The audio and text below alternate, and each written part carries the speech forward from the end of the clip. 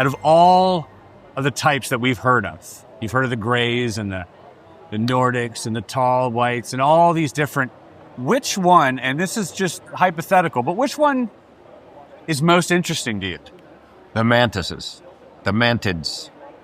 Part of that is personal, and part of it is sort of UFO related in that it always seems like the Mantises are in charge. The people who have these experiences who are taken on board ships. It's maybe the little grays that are the functionaries doing the experiments, the anal probes, all that stuff. But it's the Mantises that seem to be calling the shots. So I'm very interested in them. And the personal side of it is I dig Mantises. So I had this, I have a Mantis sanctuary at my home. I found this thing floating in my pool. It's now 10 years ago. And I thought it was a piece of wood.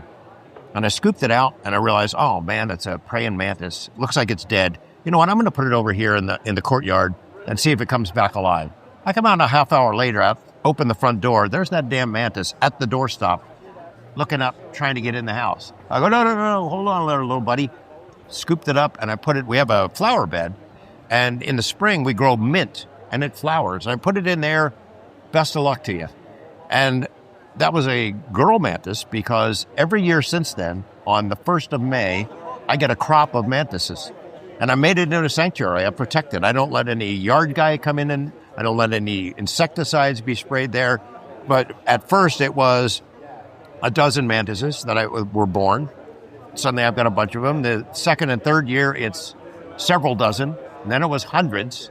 And then we had a year, each year gets a little harder because the climate is changing, whether people want to admit it or not. But I protect that like it's my own children. I put up fences to keep people and animals and danger away from those mantises. And it's part of it is because I just think they're little fascinating creatures. They're amazing. And then as I'm going through UFO research, I learned that about these mantid beings. And I figured, well, it doesn't help to be in good with the mantises. When the 8-foot tall ones land, maybe they put in a good word in with our new mantis overlords. I'm only partially joking about that. But I love the mantises. I protect them. I dig them. They come back every year.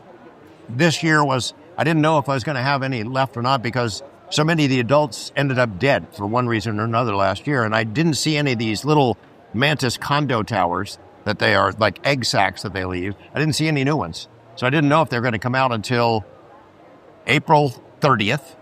I saw 2 little mantises and I was just happy as shit. And then May 1st, boom, there they are, like right on, like they've got a calendar or something. They every May 1st? Yeah, every May 1st. This is the 10th year. 10th year. Incredible. How many mantises now do you think? I was out there looking at them yesterday and took some photos. There's at least 2 dozen of them in there, which probably means there's twice as many that I can't see. But it's amazing. I got these metal poles. When the first batch comes, you can always see 1 or 2 of these mantises get up to the highest point, like they're king mantis, even though you can barely see them. I'll send you some photos. Yeah, that'd be great. Yeah. Incredible.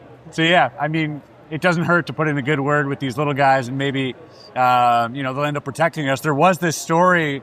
Was it called The Mantis? This documentary? Man versus Mantis. Man versus Mantis. Yeah. This was fascinating to me, and I stumbled upon this, and I brought it up to you in the past, and you said, "Oh yeah, that's like a legit case." Yeah. So that was like right in the middle of my Mantis experiment, my sanctuary. As somebody sent that story to me, I reached out to that guy. I had him on Coast to Coast. He's a musician and a filmmaker, a fascinating guy, serious, smart, funny as hell.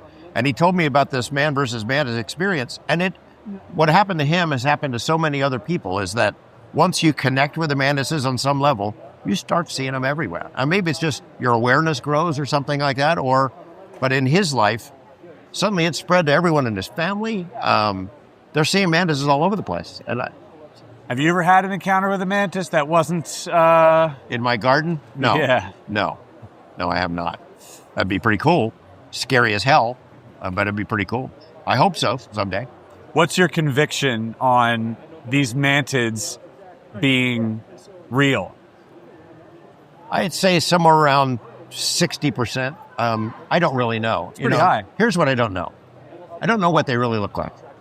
You know, what we have learned from this phenomena in the big picture, not only did the ships change shapes, but the beings change shapes. And sometimes it happens while abductees are on board these craft, if it's really that craft. They manipulate our perceptions in so many ways. I'm not sure we really know what any of them look like.